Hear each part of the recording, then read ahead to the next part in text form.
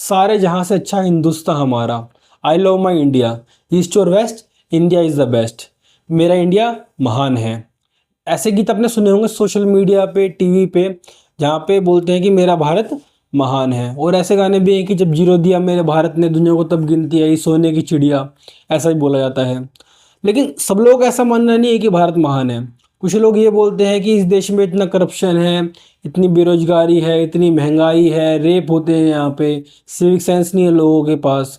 और चलो बाकी सबको छोड़ो, मैं आपसे पूछता हूँ, आप में से कितने लोग हैं जो मानते हैं कि हमारा देश महान है? अपने अपने हाथ खड़े करो। अब जिन लोगों ने हाथ खड़ा करा है और जिन लोगों ने नहीं करा है, ये वीडियो दोनों ही लोगों के लिए है। यानी कि आज की वीडियो में हम जानेंगे कि हमारा देश क्या सही में महान है। तो देर ना करते हुए चलिए शुरू करते हैं आज का एपिसोड। सबसे पहले बात करते हैं दोस्तों कि हमारा देश महान क्यों है। तो हमारा 5000 साल पुराना इतिहास रहा है। जब से हड़प्पा सभ्यता की खोज हुई 2500 बीसी से 1750 बीसी तक, उसके बाद हड़प्पा सभ्यता जो सबसे पुरानी सिविलाइजेशन में से एक थी वो हमारे पास है। उसके बाद आया वैदिक काल, जहाँ पे वेद पुराण वेदांग वगैरह ये सब लिखे गए। अच्छा, कुछ लोग बोलते हैं कि जो वेद पुराण वगैरह हैं, ये वेदांग हैं, ये सब आध्यात्मिक हैं, माइथोलॉजी हैं। उन लोगों को मैं एक क्लिप दिखाना चाहता हूँ। अरे भाई, आप उन वेदों की बात कर रही हैं जिनकी नींव ही विज्ञान है, और उस संस्कृत की बात कर रही हैं जो पूरी तरीके से वैज्ञानिक है, जिसके 1200 स्कूल और 14 यूनिवर्सिटीज अकेले जर्मनी में, जिसे हम सब इंजीनियर्स यहाँ पे इंजीनियरिंग हब मानते हैं यार, और आप उसे कहती हैं प्राचीन, प्रिमिटिव। ये चिड़िया बोलते थे हमारे देश को, तभी मुगलों ने पहले और भी विदेशी आक्रमणकारियों ने, फिर अंग्रेजों ने हम पे हमला कर दिया और आर्यभट्ट ने जीरो दिया था। चलो ये तो पुराने इतिहास की बातें हो गई। अब आजकल जो भी देश महान है उसकी महानता दिखती है उसके इंडेक्स से। जितने भी इंडेक्स वगैरह हैं उनकी उसमें उनकी रैंकिंग क्या है। तो आओ देखते हैं पहले इंडिया की रैंकिंग क्या है अलग अलग इंडेक्स में, जहाँ पे इंडिया की रैंकिंग काफ़ी ज़्यादा अच्छी है। मुझे डाटा इतना याद नहीं रहता, इसलिए मैं फ़ोन की हेल्प लूँगा। तो देखते हैं। पहला है ग्लोबल इनोवेशन इंडेक्स। इसमें जो इंडिया की रैंक रही है 2025 में वो है 38वें नंबर पर।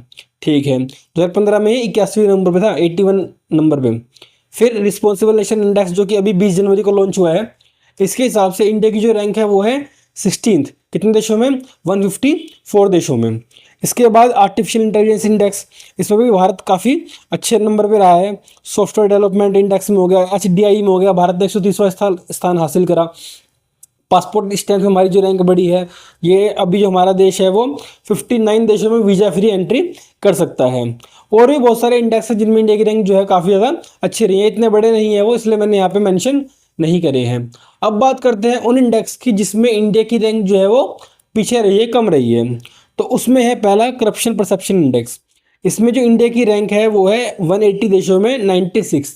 वैसे ये भी कम ही है पुराने उसमें देखा जाए तो, लेकिन फिर भी काफ़ी ज़्यादा है नंबर ये और देशों के हिसाब से। इसके बाद प्रेस फ्रीडम इंडेक्स, इसमें जो इंडिया की रैंक काफ़ी ज़्यादा नीचे है वो है 151, 151 स्थान पर रहा है। ग्लोबल हंगर इंडेक्स में जो इंडिया है वो 110 देशों में लगभग 102 ही रैंकिंग पे है। मतलब भुखमरी में हमारा देश बिल्कुल लास्ट रैंकिंग पर है। ये भी एक इंडेक्स दिखाता है। वेल्थ इनइक्वालिटी, कि कुछ लोगों के पास बहुत ज़्यादा पैसा है, कुछ लोगों के पास बहुत कम पैसा है। ऐसा बोला जाता है कि भारत में सिर्फ 1% लोग हैं जिनके पास 40% संपत्ति है, वेल्थ है। जो है असमानता और सामाजिक ध्यान इंडेक्स, इसमें भी इंडिया की रैंक काफ़ी ज़्यादा कम रही है। वर्ल्ड हैप्पीनेस इंडेक्स, इसमें इंडिया की रैंक 120 प्लस देशों में 118 ऐसे नंबर पे करीब करीब रही है। अब आपने देखा दोनों इंडेक्सों में जो अच्छे इंडेक्स भी हैं, यानी कि जिसमें इंडिया की रैंक अच्छी रही है, और कुछ इंडेक्स ऐसे हैं जिसमें इंडिया की रैंक बेकार रही है। अब बात करते हैं इन दोनों को मिला के क्या सच में हमारा देश महान है। देखो दोस्तों, हमारा देश महान है, इसमें कोई भी डाउट नहीं है। पहली बात तो यही है, हर देश में कुछ ना कुछ बुराई होती है, कुछ ना कुछ अच्छाई होती है।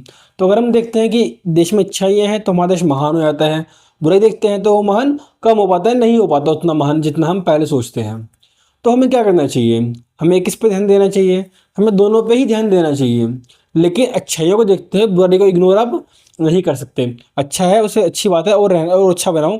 और अच्छा कैसे बनाओगे आप? इन जो कमियां हैं इनको पूरा करके, इनको ख़त्म करके, जैसे करप्शन ख़त्म करके, लोगों में सिविक सेंस डाल के कि यहाँ पे कचरा मत करो, जो कि डस्टबिन है उसमें कचरा डालो, लोगों के सामने कैसे बिहेव करो, कहीं आप जाते हो कोई फॉरेनर की कंट्री में आता है उनके सामने कैसे बिहेव करना है, लोगों को एजुकेट करके। इस तरह से और भी बहुत सारे हैं जो हमारे देश में कमियां हैं, उनको ख़त्म करा जा सकता है। बाकी आपका कहना है बताना मुझे कमेंट बॉक्स में। मिलेंगे नेक्स्ट वीडियो में, तब तक के लिए जय हिंद, जय भारत।